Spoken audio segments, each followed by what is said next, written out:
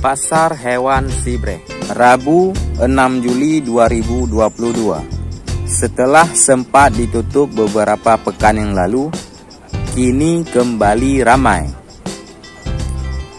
Bagaimana kondisi di dalam pasar pada Rabu terakhir sebelum Hari Raya Idul Adha? Yuk kita simak dalam video berikut.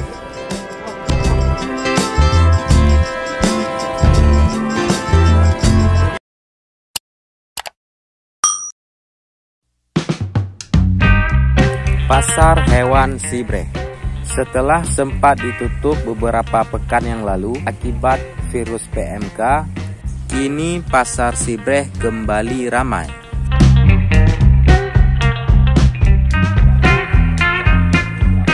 Pengunjung dan pembeli pun datang dari berbagai daerah, khususnya di wilayah Aceh.